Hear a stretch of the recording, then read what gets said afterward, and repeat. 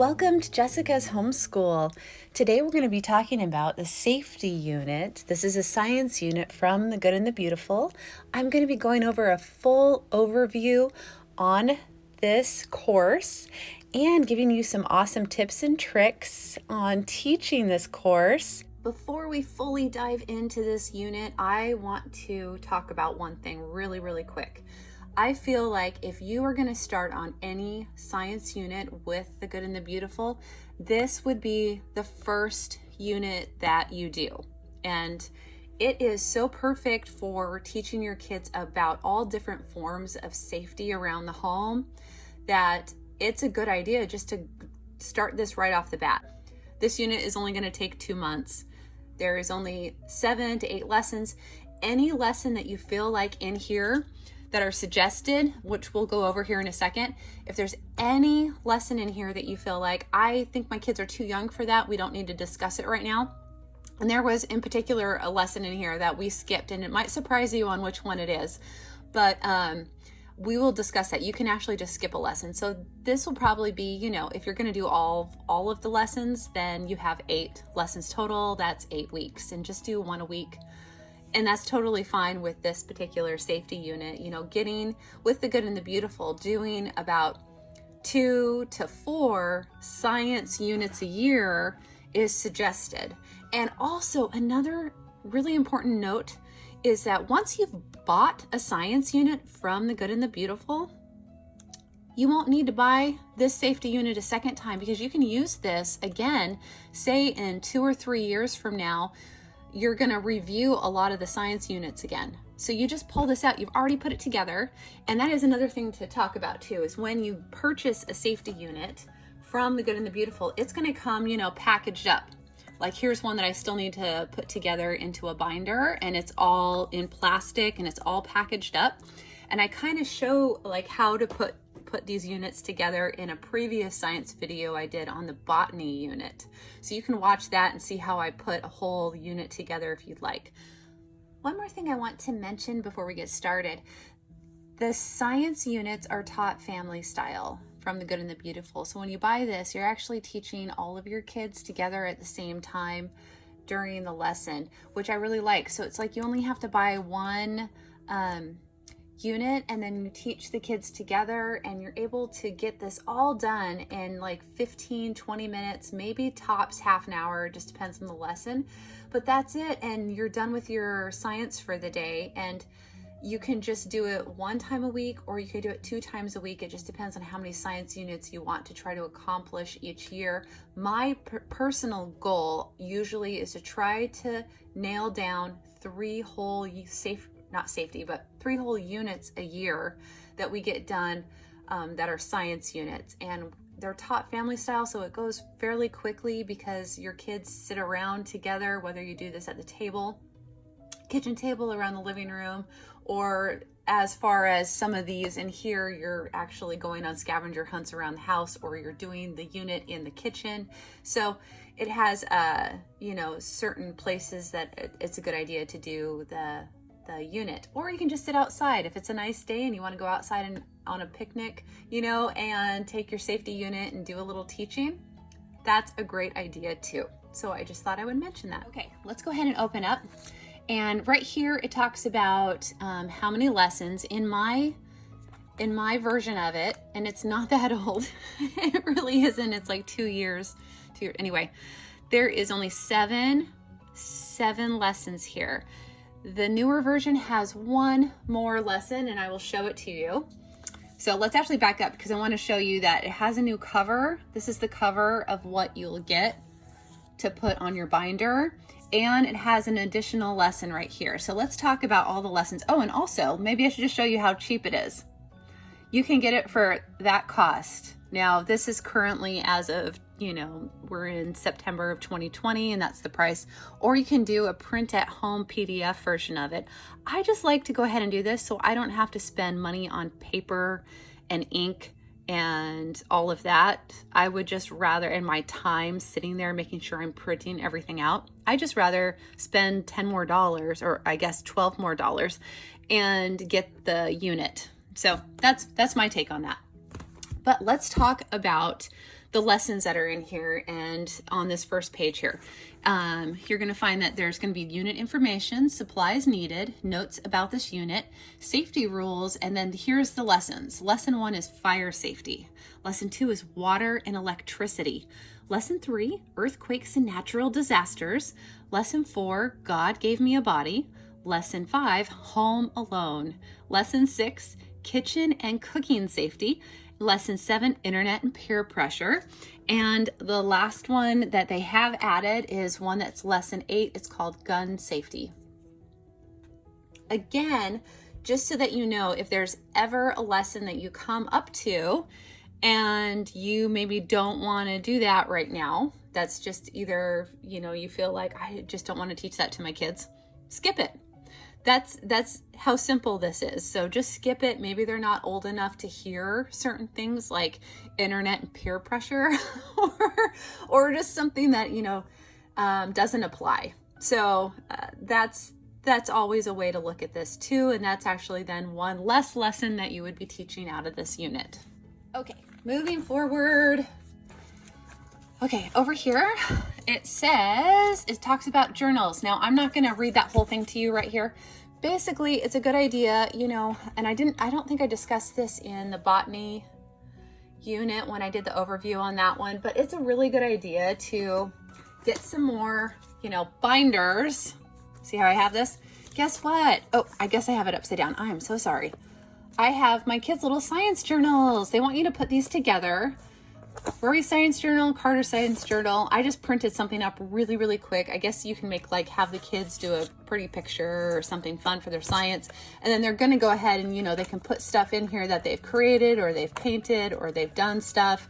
So it's a place for them to put stuff as they're going through these science units. Okay, let's talk about this page. Safety, notes about this unit. It says field trip ideas. If possible, take a field trip to a fire station or a police station. Note on the body safety lesson. And it says lesson 4 includes a general lesson about body safety. We believe the primary responsibility to teach children about intimacy lies with the parent and is often best done one-on-one with the child.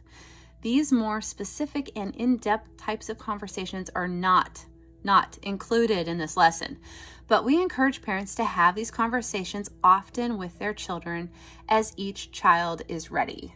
So that's something to know. So about that particular lesson, here are the safety rules, and these can be cut out and they can go on your safety unit wall if you want. Rule number 1, do not play with fire, matches, or lighters. Rule number 2, always have adult supervision around water sources. Rule number 3, stay in a safe place during a thunderstorm.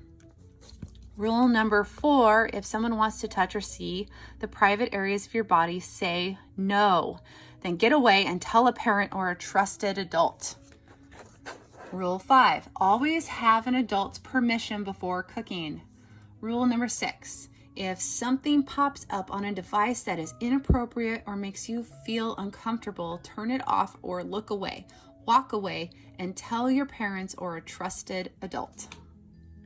Lesson 1 is all about fire safety, and it says help the children learn about fire prevention and what to do in the case of a fire. In this fire safety lesson, you're going to be reading these areas to your kids. It kind of tells you the preparations that you need to do. I know you can't see that from this far away, but to cut out the safe or not safe strips and cut out the fire safety cards. Once you've done that, where you've spent some time and you've cut out the stuff, and I'll show you, I actually saved it right here in here, and having little sandwich baggies or snack baggies where you have your stuff. So the next time I ever come back to teaching this again, in a couple of years, I've got all of my little safety cards. I already spent time cutting them out. We put down, safe or not safe with it. And here's these little strips that go with it. And the kids would read something and figure it out. And with that, here's the key to it. So whether it was safe or not safe. See, we've got the safe, or we have the not safe, and they're picking things out, right? And it directs you as to when to use little examples like this in the lesson and when to use these cards and all of that stuff. Just kind of keep it all together so you're ready to go the next time you come to teach this lesson again in a couple years.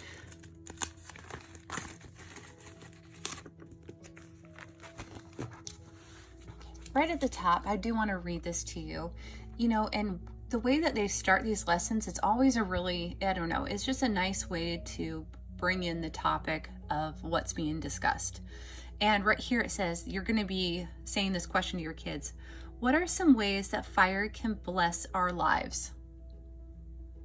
And then you're pausing for an answer.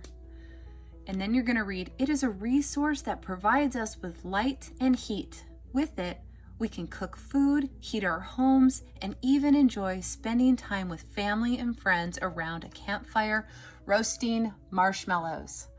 Fire is a wonderful thing, but it can also be very dangerous. It is important to learn how to be safe with fire so that it does not hurt us. Even just a spark from a small fire can end up burning down a whole forest or an entire home. There's very good safety points there, and it's good to talk about this type of instructions with your kids. Next, it talks about fire safety activity cards. And those were those pictures that I showed you back over here, the pictures. It talks about lay out the fire safety cards, and as you read the next section, have a child try to find the card that corresponds with the text you are reading. Do not read the headings out loud, and have them hold the card up for you to see. So you're going to read about, matches, candles, and smoke alarms, and fire escapes, and an exit immediately sign, crawl to avoid breathing in smoke, checking closed doors for heat and fire, and call for help, and stop, drop, and roll. So those are kind of the activity little cards, and they had like little pictures to go with each one. Then we move on, and it talked about, doing your safety rule, and you need to grab out rule number 1 for your safety wall, which, we talked about that. That's these guys over here. And here we have this safe or not safe. And I just kind of showed you those, the little safe or not safe, and you're putting those out. And it says to place the cards labeled safe and not safe on the table in front of the children. Mix up the other game cards. Have the children pick a game card and determine whether the action is safe or not safe, and then place the game card under the appropriate heading. So it's a very easy little game that they can do. This is where it talks about something that you can do for your journal.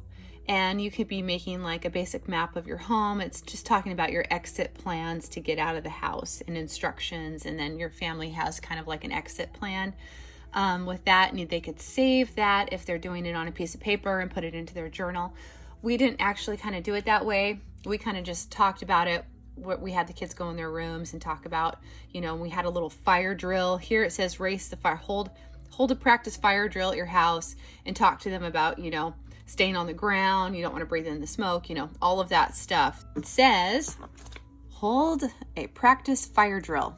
You will all start from different places in the house, and when the alarm sounds, everyone needs to race as quickly as possible to the family meeting place. You can find an alarm sound effect on YouTube, or, I'm thinking there could be ones on the phones now even too. I'm not sure. It says, time how quickly you all can race out of the home and meet at the specified meeting place. Then do it again and see if you can beat your time. Repeat as desired. You may even add the challenge of choosing a place where the fire is and having to escape by avoiding the fire. So they have different ideas on how to teach your children about getting out safely if there's a fire. These lessons, if you can't tell already, are actually kind of short. You might be intimidated by looking at all these words on here, but don't, because this is just your preparation. This is the objectives right here. This is all you're really saying to your kids. This one, it's actually pretty short. This is a little scavenger hunt. This is your safety rule to put that on the board. You're only reading this. These lessons don't take very long. I think this fire lesson, which was just these 2 pages, and I'm reading this stuff and they're picking out pictures. It doesn't take me very long to actually read this stuff. You're looking at doing these lessons in about 15 to 20 minutes, and then you can move on with your day. Okay, let's read the objectives on this one. It says, help the children recognize electrical hazards around their home and community and understand ways to stay safe with electricity and lightning. Also help the children learn rules to keep them safe around bathtubs, pools, and natural water sources. So there's some preparation involved, which wasn't very much. There's a mini book that's going to be read, so you need to put the mini books together. And let me show you what a mini book looks like really quick, because we've got it right in here. Mini books, and I might as well just put this over here because I'm going to need that in a second. Mini books like this are going to be read at a certain point. It's going to say, now it's time to read this mini book to your kids. This is about lightning and safety, and I'm just going to go ahead and show you the book. You just put it together. It basically comes in a big sheet, and you cut the sheet in half and put them all in order and staple it on the side. That's how simple it is to put together these little mini books. But you're going to be reading about lightning and safety to your kids. This and this. My kids actually found this very fascinating. They kind of liked this whole unit because it was just kind of cool about, I don't know, natural disasters or lightning. They kind of just really liked it. So it's kind of a fun unit to go over with them. One thing I want to mention is that, you're going to be reading this to your kids, but right here it has this fishing for safety, preparations before the lesson. And it says, let me move all this out. Let's get this over here. It says, cut out the safety fish and put a paper clip onto each fish. Make a fishing rod by tying a piece of yarn to the end of a pencil and tie a paper clip to the other end of the yarn and attach the magnet to the paper clip. Second way is it says use a straw for each child in place of the fishing rod and do not put paper clips on the fish. And for the activity, it's kind of like a game in this unit or in this lesson here. The activity is have the children scatter the fish. Here are the fishies. Have the children scatter the fish on the ground or table. Have the children take turns catching the fish with their fishing rod and then reading the safety tips. And if you choose the straw option, have each child take turns catching fish by sucking through the straw to lift the fish off the table or floor. So let me show you our little fishing rod and how we made this. So I'm going to show you here. I actually made little magnetic fishing rod here that can come down and has a magnet at the end. Has a magnet there. And this is just yarn. And this happens to be a skewer that I used, that I made this ahead of time. This is probably the only lesson in this entire unit where you need to even do any sort of preparation above and beyond cutting something out. And I decided to go for it on making a fishing rod for this lesson. If you don't have the time, don't have the supplies, or don't want to, you can just put all of these out everywhere and let your kids take turns picking up the fishies. But honestly, it can be really fast. You can go to your local dollar store and they have these clothespins. This is what I suggest. You can use clothespins. And you just, this is what I did for the lesson. And we just I attached all of these with clothespins, and I put it out on our coffee table. And if you don't have clothespins, I'm going to show you some other options. Paper clips. You can just put a paper clip onto each one if you don't have clothespins. If you don't have that, guess what? If you happen to have these in your house, this will work too. You can just like clip onto the paper instead and put these out. Or even these, I know these are safety pins, but if you wanted to, you could just poke through and put a little safety pin on each one. And that will work too for a magnet, because a magnet will, pick this stuff up, and then they picked that one up off the table. And this becomes like a really fun game for them. So I'll show you how to make this fishing rod in another tutorial video on making these, because you know what, you could use this not just for this lesson, but think about how many other applications you could actually use this for once you have these made. I actually have 2 of them made. I made one for both of my kids so they each had their own fishing rod and they could take turns picking up the stuff, right? Oh, I'm just hooked to that. Anyway, oh, now they hook together. Yay. I want to just show you quickly the supplies that you would need to make the fishing rod. If you happen to see, these are just skewers, and I cut that end off completely. I just cut that off. And this is actually the top where I put some hot glue right here. And I had some yarn, and this was like ready to go. So after I put the hot glue on, you know, I wrapped it in yarn. Right, like, you know, you just wrap it around, boom, boom, boom, boom, boom. So, and then you could add a little bit more glue on that yarn and wrap a second layer if you really want to make sure that it's stuck. But I think I just have, no, I might have done it twice. I think I have a double layer. Let me see if I can get that in focus. There you can see that. And that's how I made that really quick. And then all that this is down here is these little magnetics. Let me show you. I happen to have these from a different project that I was doing, and I got these from a craft store. And obviously I've used them for other projects and other things going on, but you know, they come in a huge package and you get tons of them. You only need 2 of these. Basically, and obviously they all stick together because they're magnets. Let's put that off to the side. So I'm just gonna pull 2 of these off. And you'll just wanna put some glue right here, and then let me grab my yarn again. So this would be after you've already hooked it to your stick. You've got a dangly bit of yarn and it's very long. Put a drop, and I mean just a drop of hot glue, and get your yarn in here for a second. And then if you can, after that's kind of set, kind of twirl this around a little bit.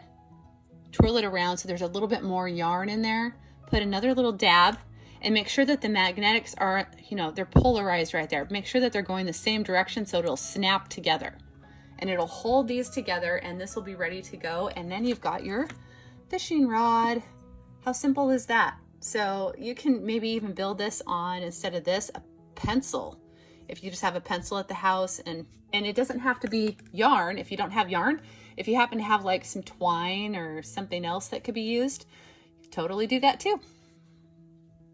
One more little side note. I know if you're watching this video, you're talking about, you know, doing homeschooling, or you're just kind of looking at this unit. Think about using this with doing something fun with phonics, or like if you've watched my tutorial on sight words and how to play games with sight word ladders. I should have put this in there. I wasn't even thinking about this at the time, and I might do another video on another way to do this, but you could attach these little guys onto your sight word ladders and have a fishing game one day with your kids. So just a little extra little tip that you got in this video for watching it. And again, one more thing, I'm going to take this all apart. After you've, you know, cut out all your fishies, keep them all nice and together in plastic little baggies for the next time you teach this unit. Okay, one more thing, it's a good idea to also read up here at your preparation. Right here, we're moving on. So you've prepared maybe your fish for the lessons. You got the fishing rod ready. This lesson did have a little bit of preparation ahead of time. And also there was one more thing. There's a scavenger hunt. And this is pretty much at the beginning of the lesson, which makes it really fun around the house too. You're gonna cut out some of these cards, and let me show you them. And it's a 2-page thing here, front and back. You see that? It's like 2 pages. And I went ahead, and I have a copy machine, so I decided not to cut up the originals. I don't know why, don't ask.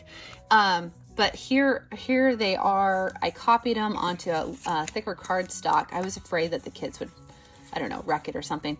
But it tells you like where to put these cards for the kids to go and find them. So it tells you right here, actually. It says clue 1, and it tells, this is kind of like my key. It says, give to the children to begin the hunt. So number 1, I would give it to the kids right at the very beginning. So, and the reason I kept the key back here so that I knew where to place these the next time. That's why I did it. Now I know why I did it, because it's been a while since I've taught this lesson. So that's what I did. I kept these like this, and I did photocopy this so that I had the key to what was going on for the next time when I wanted to teach this lesson.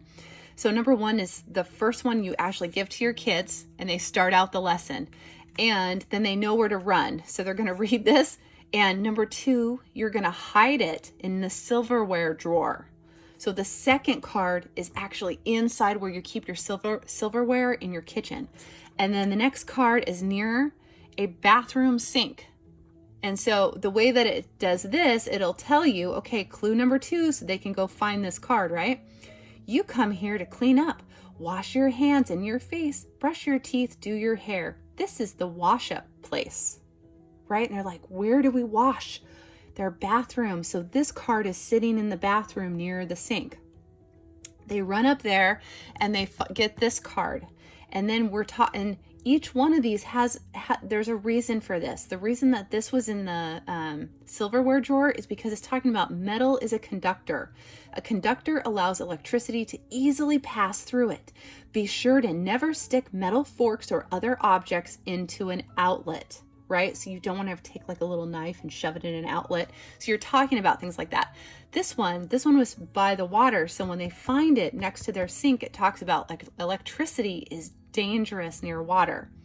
Be sure to keep electrical cords away from sinks, bathtubs, and other water sources. Sorry, I feel like I could have been reading from these cards so you could see them. So this was like clue one. This is the one you hand to your kids right off the bat. This one was number two, that was inside the silverware drawer. And then after you read why, they found it there, then we move on and they have another clue to find the next one. The next one is up near the bathroom. So you're going to hide it near a bathroom sink. So any bathroom sink is probably fine. And then you're going to talk about electricity is dangerous near water. Be sure to keep electrical cords away from sinks, bathtubs, and other water sources. Now it has a clue, and the next card, this one right here, is going to be near an outlet, right? So here's the clue. It's like, I am on the walls all around your home, bringing in light and electricity. I have 2 eyes and an open mouth. Please be sure not to poke at me, right? So the kids get over there and then you talk about it. Never stick your fingers or other items, especially metal objects, into electrical outlets. Okay, so the next one, which is, the next page over here, is hide near a door to the outside with a view of power lines if possible, right? So right here, here's the clue. It says, on hinges, I swing open and closed. I have a knob and I have lock. I keep my family safe inside. If you can't open me, just knock. So now we're talking about power lines. Hopefully you can spot power lines from wherever you specifically did that. If not, you might have to get a picture of what power lines look like. We kind of did have one that you could see out our front window. It was over the cross of our neighbor's home out on a main road or something. So it worked out for us. But you might have to get a picture of one if you don't have one that you can see from your window. And then you talk about fire or power lines, never to touch them. And then it has a clue for the next one. What's after that one? It says, hide near a window with the lightning safety mini book. Okay. So this one is they go to a window and we're going to talk about thunderstorms, and the mini book is there. And that's when we read the mini book. And after we've read the mini book near the window, they can move on to the last clue. You plug me into the wall. I'm a box with a door that uses electricity to heat and cook food galore. And this one, it says place in the microwave. Sorry if you can see that. With a bag of microwave popcorn. Boom. So the last one is, this one was hidden inside the microwave with some popcorn. So electricity is a wonderful thing, providing us with light, power, and even tasty treats. Enjoy. This was a really cute little scavenger hunt. And I'm actually kind of glad that they did that in this lesson. It kind of just makes teaching science with kids really fun when they are like doing something active. This whole particular lesson was a fun lesson. The scavenger hunt, they're doing these little water safety things. And it honestly, it wasn't even that long of a lesson because you're kind of done after that point. After they did the scavenger hunt, and part of it was reading the mini book, and you're just kind of, that's the lesson, and you're done for the day or for the week, because I did these just one a week as I was doing this this unit. So let's move on to lesson 3. We're going to quickly discuss lesson 3. It's not that long of a lesson either. This one's about earthquakes and natural disasters. And let me get this in focus here. Help the children prepare for a natural disaster. Teach the children what happens during an earthquake and what to do in an earthquake to remain safe. Talks about the escape plan with your kids, and that you might need like a whiteboard, and then the other supplies needed over here was whipped cream and graham crackers for the kids. Okay, so, and that's optional. You know, if you're a family that maybe doesn't, you know, do sugar or something, I'll tell you why they wanted that in there, but you honestly don't need to even do this activity. I did do this activity, but you could skip it. You know what I mean? Like if you just didn't want to give your kids sugar or something like that, instead you can still do the whole lesson, and always know that you can pick and choose as you're doing the lesson if you want to split it up into 2 days or skip a section of it. This lesson is only front and back, and it's all reading, so there was no mini books or things to cut out. You need a whiteboard, having to make 2 different headings. It says about stay at home or evacuate, and as you discuss the questions included in the paragraph below, list the answers under the headings. The children may also recreate the same list along with you in their journals if you wanted to. But otherwise you can just do it on like a little whiteboard.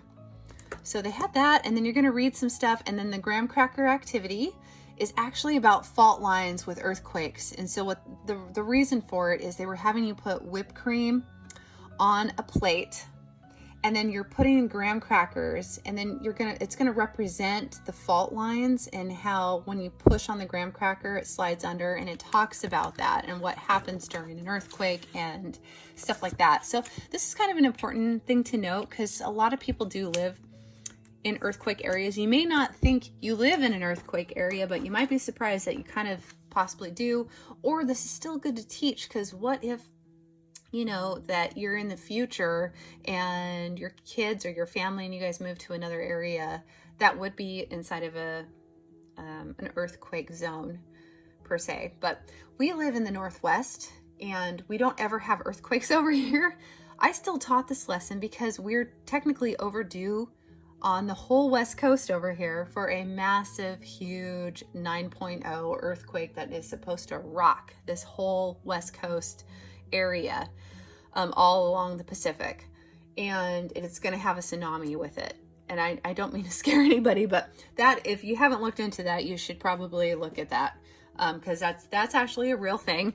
And so I thought this lesson was important to know. And it's also something that even at the schools around us, they teach certain things about drop, cover, and hold, and stuff to do. They have earthquake drills for kids here at school. So it is an important thing. If they're doing it at school too, it's a good idea to do it at home. And you're talking about things around your house that could fall over, like bookcases. You're pointing out things or places to be safe for your kids. This is just, it's a real quick lesson on that. And I also wanted to say that they approach these natural disasters in a way that it's not supposed to be scary for your kids. So if you're like going, oh my gosh, I'm just going to freak my kids out. No, you know, they're trying to do it in a way that your kids will then feel a little bit more prepared, and you will feel a little bit easier knowing that your kids are more prepared. Right here it says, what do you think of when you hear the word earthquake? And I wanted to read this because it's discussing what I was just saying, you know, about being scared. The thought of an earthquake can be scary. It's normal to feel nervous about earthquakes. But as we learn more about what to do if an earthquake were to happen, it will help us to be better prepared. And if we know what to do, we will feel less afraid. And then it talks about millions of earthquakes, and it has like a little place that you can go, a website. One thing that I did after we did this lesson is a couple days down there. I don't know if it was the day after, because I only did one lesson a week, but I went ahead and I had looked at a couple of YouTube videos of showing what an earthquake looks like, just because my kids had never been in an earthquake. So they don't even, I mean, I explained it. I explained, you know, the earthquake, and it would shake, and we talked about what to do if everything's shaking, but to show them on a video, there's a lot of people that, you know, post a little quick YouTube earthquake that they were in California or just someplace, and you can see an office, you know, tables are shaking, and so you could find something that's pretty short and not scary for your kids and show them so they kind of have an idea of, oh, okay, everything's just going to start to shake. So that's a good way to add a little extra thing with this lesson. And with this lesson, it wasn't like a scavenger hunt, but they had a safety drill type of hunt and drill where you walk through several or all the rooms in your home or school building. And as you walk, have the children help point out hazards to avoid and best places to drop, cover, and hold.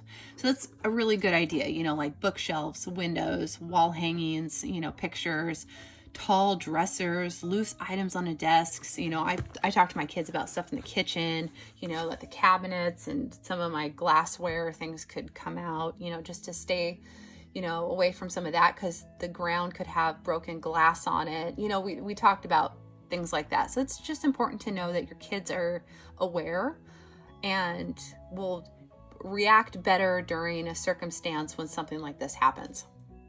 Okay, moving on, lesson 4. Let's go right up to the top. It says, God gave me a body. Objectives: help the children recognize that their bodies are special and need to be protected. Also learn about strangers and what to do if the children are faced with strangers or a situation that is not safe. I actually thought that this lesson was really a good one and very informative and very important, and even for my younger 2 boys that are first, third graders, kindergarten, second grade, you know, like all in that area, elementary school, let's just put it that way, elementary school age. Just because my kids are outside playing all the time in our neighborhood with other kids. They're up and down the street, they're down a couple streets, you know, like they're all over our big neighborhood here, riding bikes and hanging out with different friends that live, you know, on different streets in this neighborhood. And so I just wanted them, after having kind of looked over this lesson, I was like, yeah, they actually need this lesson. This would be very good for them to understand. And first off, though, I do want to say this right here. It says, note, it says, this lesson should be taught by parents or with the permission of parents. If you are teaching in a school or group setting, consider sending a copy of this lesson home to parents for pre-approval. Or have parents teach the lesson at home instead. So if you felt like if you're teaching in a group setting for this might be something that you do need to pre-approve. I am not teaching this in a group setting. It's just me and the kids, my own children. So I just taught this with them, and this was very important for my kids. Okay. One thing about it is that it discusses things over here like what is a bribe, what is a lie, what is a threat. You know, and then you're talking about what those words mean, and it's good to discuss that with your kids. Let's move on over here. Okay, right up here at the top. This is important, and this is why I wanted to talk about this lesson to you, and why I don't think you should skip this one. I really do think you should at least dive into some of this and tell your kids a lot of this stuff. Just for stranger danger purposes. While most people are good, there are some strangers who are not safe and do not make good choices. These people are tricky people because they want to trick you into thinking they are nice. Knowing a few tips can help you stay safe. Adults that you don't know don't ask kids for help. They ask other adults for help. If an adult you don't know is asking you for help to find or get something, this person is a tricky person. Don't say anything and move away, or say you are going to get your parents to help as you move away. Run to tell your parents or another trusted adult. This is another bullet point here. It says, never leave somewhere with someone you don't know Always ask your parents before going somewhere, even if it is to play with your friend next door. Another bullet point, do not take candy, treats, or money from someone you don't know when your parents are not with you. Another one, if you think a car is following you, run to the nearest safe person or safe place. Sometimes that means you turn around instead of continuing the way you were going. Have a buddy. When using a public restroom, playing outside, or going somewhere, take a buddy rather than going alone. A buddy is a friend or family member you trust. And here it says, create a password that is used when someone other than your mom or dad picks you up. I have to turn the page. Excuse me. Don't go with someone unless that person knows the password. Trust your feelings. If you ever feel like something is not right or not safe, go to an adult you trust. If someone grabs you or tries to take you away, scream and yell, help. This person is trying to take me. So yell, help. This person is trying to take me. I have my kids practice that. You are allowed to bite and kick to get away and run for help. And if you are alone for some reason near a public bathroom or somewhere, and you feel someone might be following you or making you uncomfortable, it is helpful to be loud. Say something like, hey, get away from me, or say, hey, don't follow me. Tricky people do not like to be confronted or have attention drawn to themselves. And then they have this role-playing activity, so that you don't have to read that, right? They have this whole thing over here where they have the setting, and I cut it out I copied it and cut it out. We're going to talk about these little role-playing strips that go along with this lesson, and that you can just put these out on the ground and your kids can pick one and you can help read it and kind of set it up and then discuss what they should do in an instance like this. And I actually found these little strips really helpful for stranger danger. Let me tell you, holy moly, because my kids are outside playing all the time, and this is a good thing for them to know how to respond in case something happens. And they found this very fascinating of a lesson. These strips are really great because you'll just put them out, they'll pick one, and maybe you could read them. So the setting, you're going to be like, you are walking home from your friend's house and you notice that a car seems to be following you. What should you do? And after you've already discussed, some stuff in this lesson, they'll kind of know what to do. And if, you can also talk to them about what to do and, coming home right away and everything. And then, you are playing in front of your friend's house. So this is where you're at. You guys are down the road playing at your friend's house. And this happens to be a stranger walks up to you and says, your mom got hurt and is at the hospital. She wants me to come and take you to her. Come with me and I'll drive you there. Ooh, that's a tricky person. You can discuss these different situations about,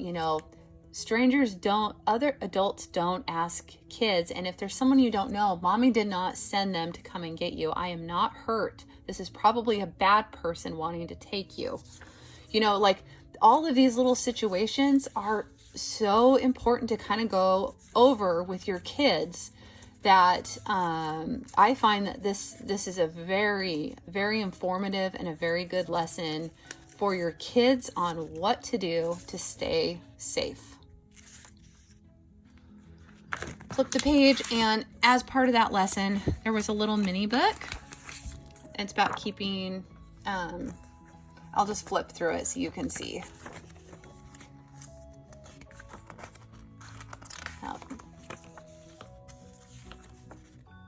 Dressing modestly, and it talked about God gave you a body. Nobody, that this keeping your privates private. So God loves you. It's a really cute little short little mini book that you can read as part of this lesson. Lesson 5 is about, it says Home Alone. Help the children learn rules to follow when home alone and create an emergency plan. I did this lesson even though my kids are still young and we haven't left them home alone yet. I still did this lesson because it was really important to do with the kids. So they have you build like a cute little airplane about flying solo, being home, and talks about pilots learning to fly planes. It's so cute. Safety rules. Review the rules that you have put on the science safety wall so far in this unit. So you're going to review the other rules. You're going to read about, pilots and flying solo, and then you're going to make little paper airplanes moving forward. That was the paper airplane thing. And then they have these rules for flying solo, so you need to cut these out ahead of time.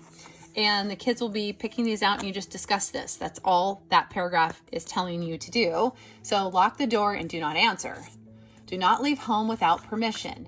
No guests allowed. Only answer calls from family. Do not tell anyone that you are alone. Know what to do if you need help. Refer to the emergency card that you filled out in this lesson. And then it does tell you to fill out this little emergency card. And this was an optional shooter where you can like make this board, and you don't have to do that. We didn't actually do that one. But over here, it talks about dialing 911, and you're going to be going over that with your kids on, and having them practice. I even had them practice on opening up my cell phone because we don't have a house line. It's kind of something that people just don't have nowadays. So the only way that kids know how to dial is to go possibly into their parents' phone, open it up, and then call for help. And on the same tone of that, when to call for help is very important for your kids to know, right? So they need to know when it's appropriate and when it's not appropriate to call for help. So, and these are different scenarios that they have you go over, and you could cut this out and have your kids do it. I did not. I just wound up going down the list on this, and I didn't even copy it. I didn't cut it out, but we did go over this. So here's something. It says you are at your friend's house and your friend dares you to call 911. Like, it goes over scenarios on here when it's okay and when it's not okay. And it had, you talk about, it's only for emergencies. It's only when, there's a dangerous situation, someone's life or property is in danger, that type of stuff. So you're going to go over scenarios, and I found this to be very helpful. It says over here, let me get this closer to the camera. Another one, it says, you are outside of your house and it is on fire. You are at the park when you see a little girl run into the street and get hit by a car. She is badly hurt, right? There's different times, it's going to discuss this different situations. And, we discussed this, they need to come and get an adult. We're going to call 911, like if the house is on fire, go to the neighbors. If it's, something like that, they can't get back to our house and let us know, but they need to let the neighbor know that they need to call 911. We were discussing different situations on what to do. Here it says, your brother fell next to your house while riding his bike and scraped his knee. Is that a situation where you call 911? No, he needs to come inside, and if it's bleeding, we're going to help fix it, and we'll see how bad it is. You are at home when the power in your house goes out. You're discussing little things like this. You call 911 for, no, we don't call 911 for that. Your babysitter got hurt. She is lying on the ground in your family room and is not moving and cannot talk. Now, here's another situation. The battery in the clock went out in your kitchen and you don't know what time it is, right? Here's another one. There is a stranger in your house and your parents do not know. Oh, your dad was putting up Christmas lights on your house. He fell off the ladder and cannot get up or talk to you, and he is bleeding a lot. Oh, sorry, that's not in focus. And then another one. Your little sister drank some bleach or cleaning supplies. There's different situations that the kids, you should have discussions with. And I found this to be really informative and really helpful to talk to my kids about what to do. And even if, we're home and these things happen, what to do. So I didn't skip this lesson. I know that my kids aren't home alone yet and flying solo, but I still felt like this was a fantastic lesson to go over with them and important for them to know. And we even had this little thing, and I'm not going to show you the one we filled out because your Your unit is going to come with one of these that's a magnet for your fridge, and so that's the one we filled out and put on our fridge, but we had this here too, so my kids, you know, can go right to it. They know the emergency contact, and they see everybody else's numbers and things like that, and grandma's number, and you know, stuff like that. So this was a really good lesson. The kids found this to be really informative. They actually really liked it. They liked practicing dialing on this little pad for 911. They liked opening up my phone, but we didn't dial 911, you know, because you don't do that. But, you know, this was a great lesson to go over. Okay, moving on. Kitchen and cooking safety. I loved this lesson. This was such a fun one. We did this right inside the kitchen the whole time. And yeah, let me just tell you kind of about this one. It says, help the children identify safety concerns and possible hazards in the kitchen. Also help the children practice safety preparing a snack. All right, so we have a vocabulary wall. Review your safety rules. Cooking in the kitchen can be fun and it is a very useful skill, but there are also things in the kitchen that can be dangerous. Learning some safety rules for the kitchen can help you be safe while you enjoy cooking in the kitchen. It says, before the lesson, cut out safety hazard circles and place them around the kitchen in the appropriate place as noted on each circle. So the way that this activity goes is all of these circles over here, you've cut it out, and you've got these, and then you've placed them all around the kitchen where it says near like sharp knives, and place some countertops, and place on the oven door, next to peelers and graters, on the floor. You know, they tell you where to put these little things.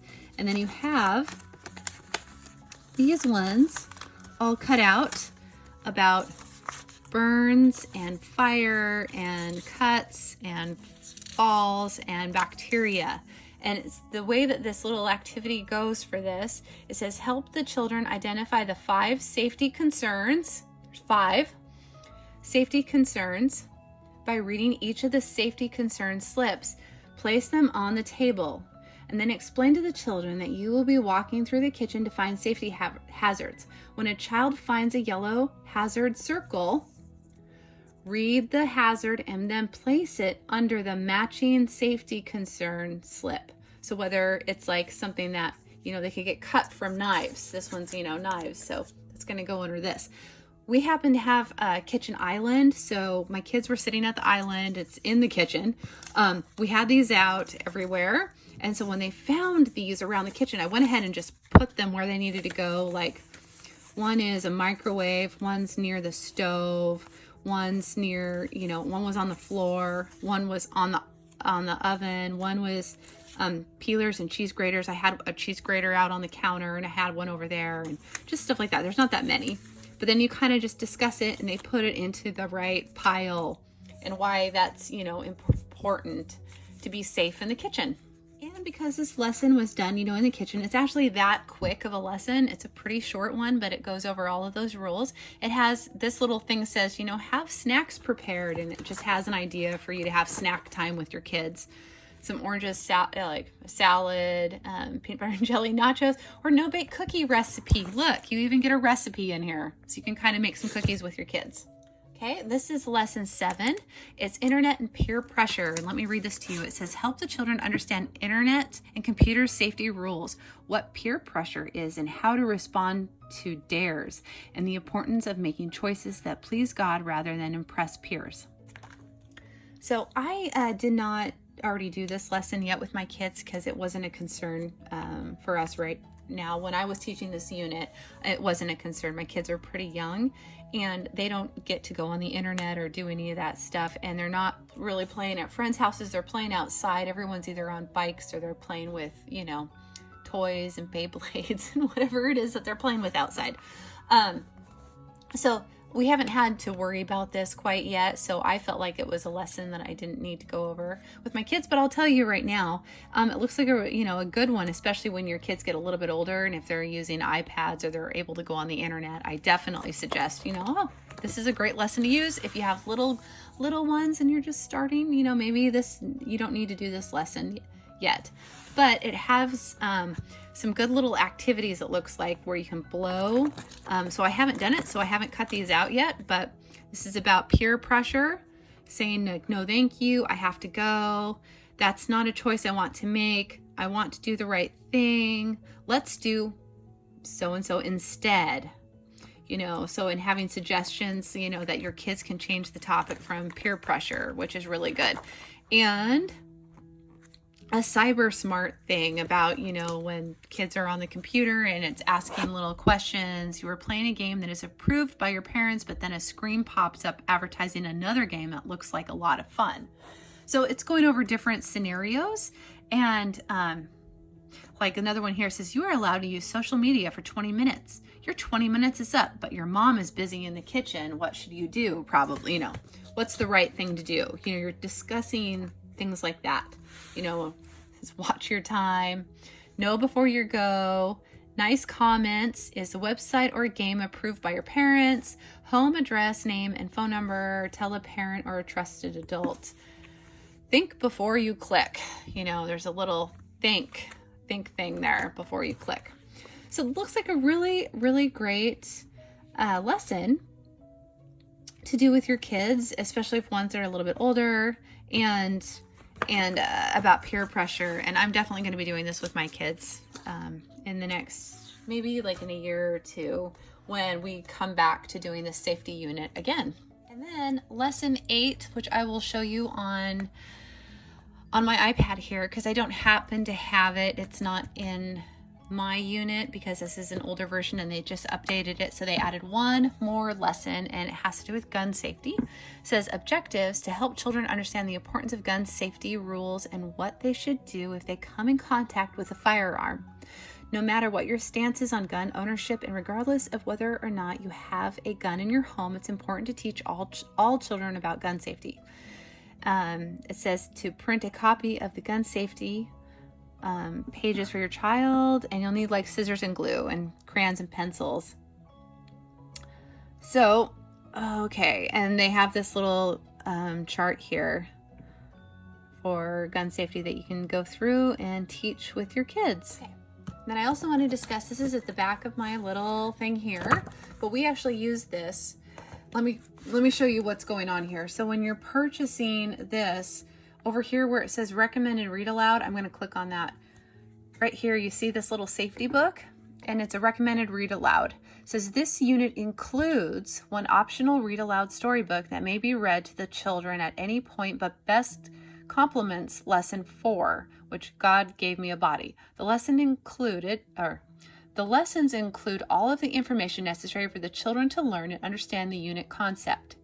The optional read aloud book is suggested as additional information to complete the unit if you choose.